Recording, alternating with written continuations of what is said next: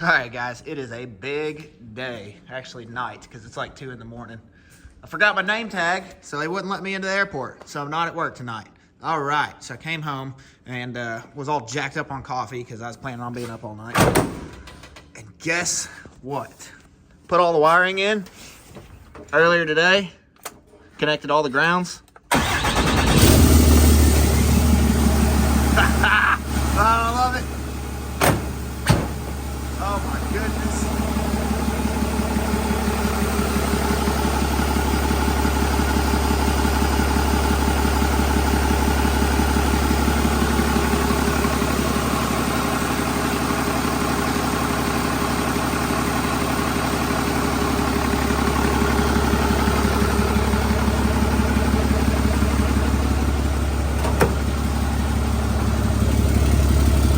So the exhaust brake isn't working. It'd be real cool if it was,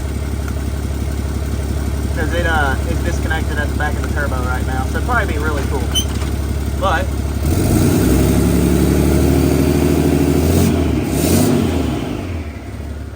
kind of surprised at how quiet this engine is. Like if this is a 24 valve open right behind the turbo, holy crap, it'd be waking up the neighbors.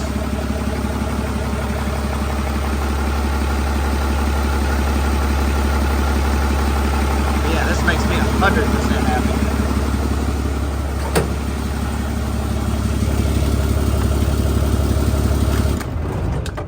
All right, clearly you guys can see I got a lot to do with tucking the wiring up and making that gauge cluster fit, the Chevy bezel. I don't know, whatever else I've got to do, whole bunch of stuff. Radio's still on. It thinks the doors are open because I don't have the things plugged in, because there's nothing to plug it into on these old doors. Yeah, man, this is a cool day, but still got a whole lot to do.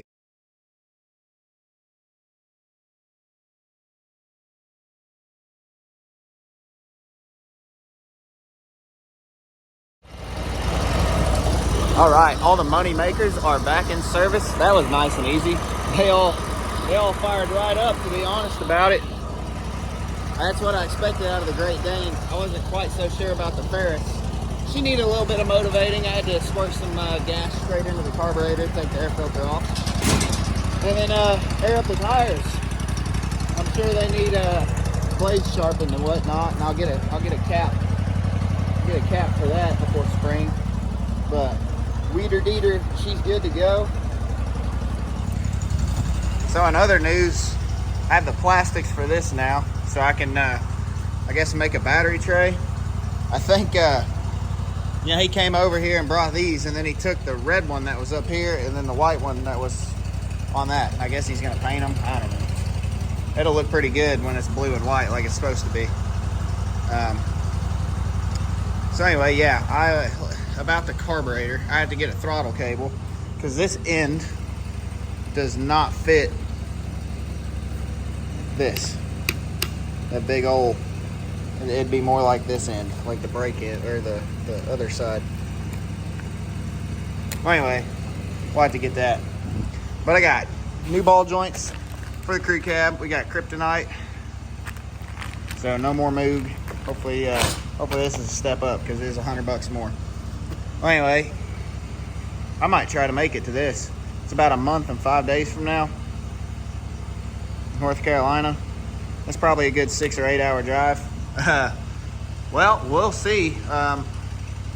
We do not have any windows made and no weather stripping, so I don't know, we may make it. Be worth a shot anyway. But anyway, yeah, we got a 2nd gen radiator here now, so we can start back on the front end. The little 4-year-olds over in China, they probably need to practice welding some more. Looks like somebody that knew what they were doing halfway did this, and they're like, here, 4-year-old, you take over, you know? So, Chinese child labor right there. Well, anyway, I do expect to have to lengthen the front end still, because that 4-row radiator is just that's a fat guy. It just is. And I think I have a 4-row in the orange truck. I'm not sure. I'm gonna go get that 2nd gen intercooler from my buddy still, and you know, I'm gonna basically mock this up like a second gen front end would be. And that'll save the 3 inches that was between the 4th gen intercooler and radiator, because that had the big gap where the cross member was. So I don't know, we'll try that out, and we'll build our tube front end all over again and move these, and then hopefully are happy with it, and we're definitely gonna be happy with it this time. Yeah, I like this. I'll get a functional glove box out of it. My key switch goes right there. So that's the biggest reason I wanted to do it. I'll have my trailer brakes right there. I might have to move this thing because it's kind of in the way. That trailer brake module, kind of a big bulky box. And then these is that's where the headlight switch was, and the rest of the vent assembly and whatnot. But we'll figure something out. I mean, we're not going to leave it looking crappy, but one thing at a time. So.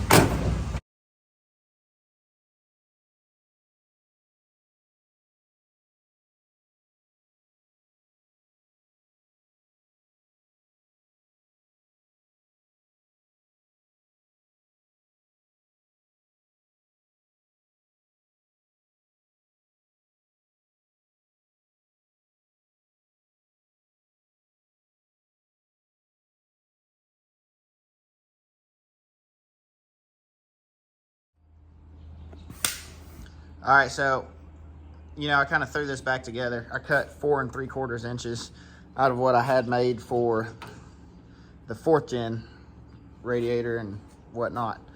So anyway, this is kind of close to stock length. I would still have to trim out this area in the fender to get it to go. The whole idea here is I want to just change up the way the front end of these are done, because the way I did the orange truck, I basically used the Chevy core support, that thing over there behind the door, you know, and just made it fit these things. I had to move those two, but then I still use the Chevy inner fenders. I just had to cut them all up to make batteries fit in there. And if I do it this way, I can just make my battery trays however I want to, and I think that's just going to be easier. I don't know, this will be the first time I've tried it this way. You know, this worked out really good for that 4th gen front end, but I can't say it's going to work out perfectly for the 2nd gen radiator and intercooler. I do know for a fact, if I use the air-to-air 2nd gen intercooler, they kind of like, it hugs the radiator. That's just not going to work here at all, period. You know, everything was together and ready to roll with that 4th gen setup. It just, front end of the truck was too long. It was ugly. It's just too much. You know, if I have to put in 3 or 4 inches, I think that's acceptable. We'll call that okay. And then we'll still use these red fenders. Already cut the 8-inch piece out. So there's roughly 4 inches there. I'd still have to modify the bottom to get the contour right. But we're still going to use the red stuff for mock-up. I guess I'm going to get a 2nd gen intercooler and give that a try. I don't think this transmission AC condenser is going to work anymore unless well, there goes that on my freaking leg. So, yeah, I don't know. Maybe I can modify these lines and make it work. Who knows? We'll get to that when we get to it. But I only have one of these. Apparently these are hard to find. I can't find those on the internet. This is out of either the rat truck or the orange truck, being actual 2nd gens. So, and then the little things that these sit on, I don't have any of those. Hopefully I can get some of those at AutoZone. I don't know. We'll find out.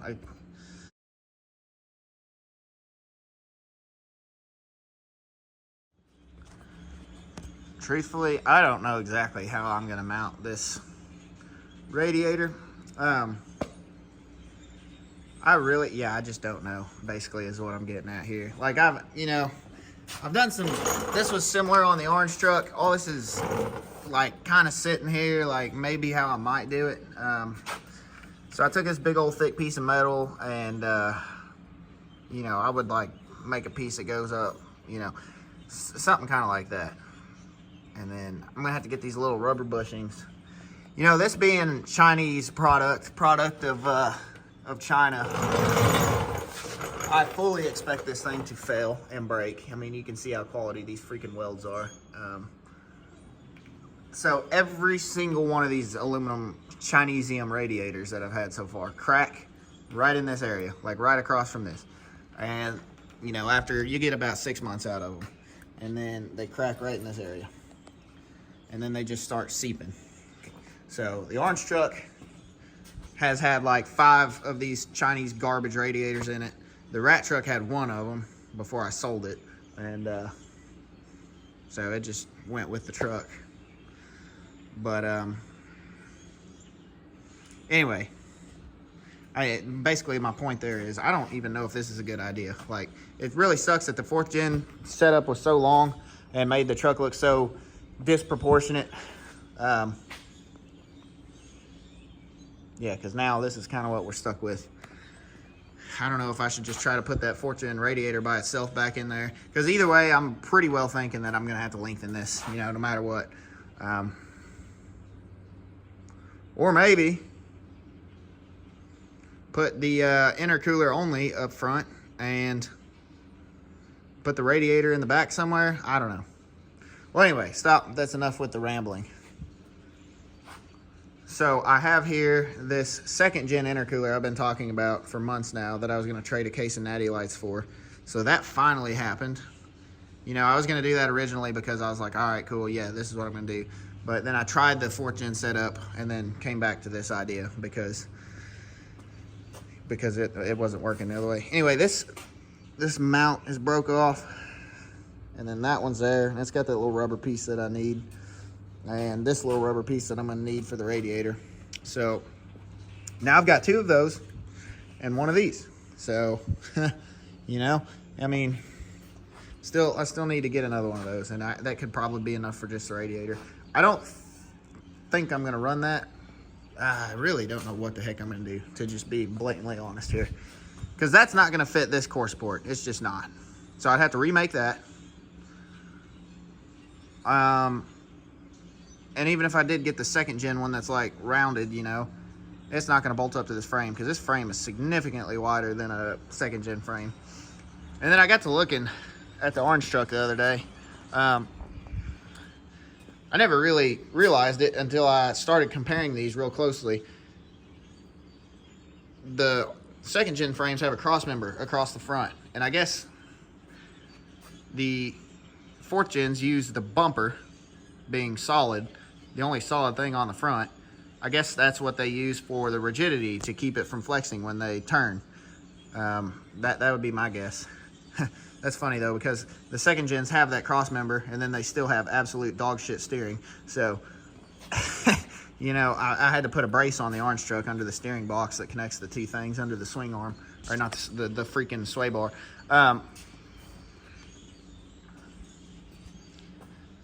So, my other thought was, I think I halfway said it one day, you know, get that to come down outside the frame, under the frame, get one of those rectangular intercoolers that will fit in this area behind the bumper, like down there. And the frame is going to have to be trimmed back to fit the proportionate length of this front end now, because the red front end came all the way out past that, and it was just too long. So then it'd come under the frame there and back up into the intake. Maybe, I don't know. I mean, that's a thought here, so I don't know. I'm gonna figure this out. I mean, you got to now, so I'm not sure what I'm gonna do, but something, yes, something. All right, so I grabbed the radiator and this intercooler and sat them up, kind of like how they would be in the truck, and it's roughly 6 inches, maybe even a hair less, if they're as close as they can be. Maybe like 5 3/4 or whatever. I don't know. Maybe they might be able to get that close. I got to make sure there's clearance down there for everything to fit properly. But I think there's still a little bit of air gap between them, which I guess there just has to be. And so these, I went and grabbed these too, the 4th gen radiator and intercooler, and it's about 7.5 inches. So now the front of this, the cross member's not in there, and the top of it's leaning way close, and the bottom of it's kind of far out. So Right there is about 7.5 inches. It's about probably 7.5 inches, with that being like it's supposed to be, I would imagine, something like that. So I'm only really gaining 1.5 inches there. So I think the big difference from these two setups would be this radiator is entirely too tall to go any further back than this, the power steering. And so that's the advantage I can gain with the 2nd gen radiator. Take the fan off, it sits right up against the pulleys. And then I'll run electric fans on the front. So there's 2 ideas that I had here as far as the intercooler goes. First of all, I'm gonna say this. So I have a roundabout idea of what I might do for mounting this. I'm probably just gonna do away with this for now, and then take this, cut that little flange off that sits on top of the frame, drop it down low. This thing's gonna mount directly to the top of that. So that way it's nice and easy and square, and I don't have to make this little curvy piece. But that thing, as of right now, I'm gonna take it out and just get another one of these that's already longer that I haven't cut yet, and set it on top of those once I lower them. And then set my radiator on it how I want it, and then stage the intercooler in front of it. And if I like it, then I'll build some perches to the new one of those that I put in and set the intercooler in front of the radiator. And so overall, we've gained, say, 1.5 inches out of that, and probably 3 inches from the whole fan being gone in the clutch. So I think that's my 4.5 inches there. And so I was looking at the orange truck, the way I had it done. Now I didn't lengthen the front end of this truck.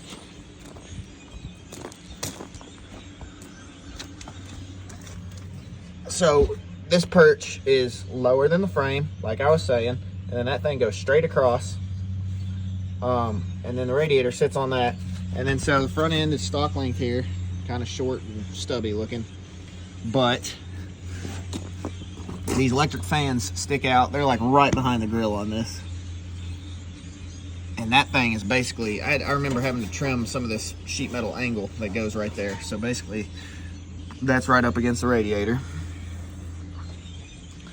So I think if I lengthened the front end 2 or 3, 4 inches maybe, I think 4 is the maximum, that would look decent.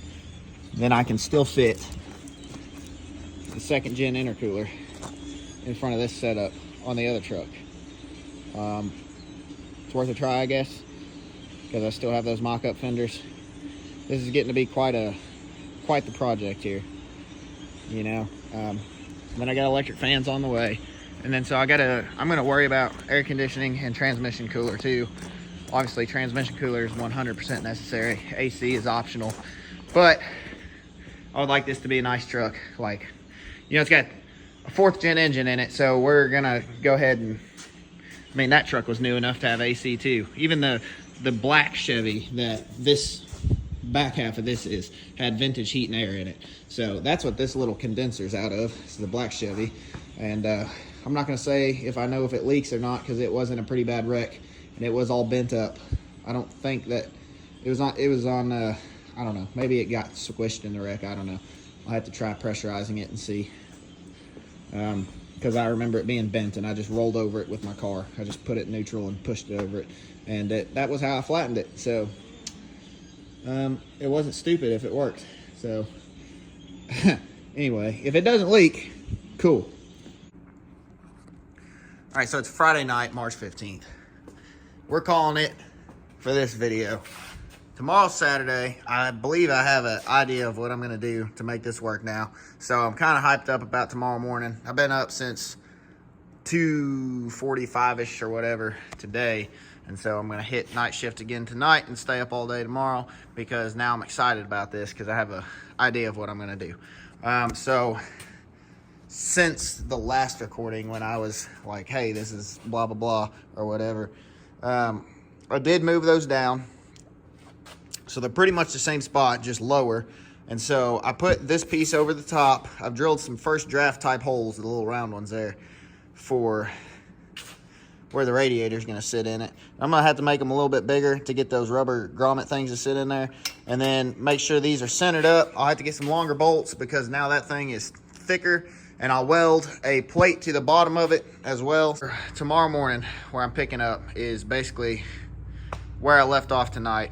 My goal by the end of this weekend is to have this out of the garage under its own power. Now, we're gonna try like hell to make that happen. You know, we had it running Monday night. It was the first night that this thing ran since it's been this crew cab Chevy, since it's been a 6.7 Cummins crew cab Chevy at least. So the 4th gen hasn't ran since January 23rd or whatever it was. I was looking at my videos the other day, and then the C60 was like a week or so after that or whatever, with the old inline sixer. So anyway, she's alive now. We got seats mounted. The dash is halfway mounted. You know, once we build this front section that supports the radiator, then I can figure out what I'm gonna do for this side section here. And then once that's done, I'm gonna drop the batteries in, make some trays, drop them in. And I didn't pull it outside the other day because I had the batteries sitting on the tires like this. So that would obviously not work out very well. But yeah, I mean, once we get this front end made, that is the goal. Have her outside.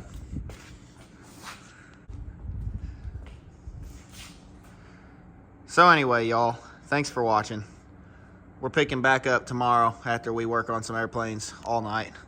So we're gonna chug some coffee and get right back at this tomorrow morning, Saturday.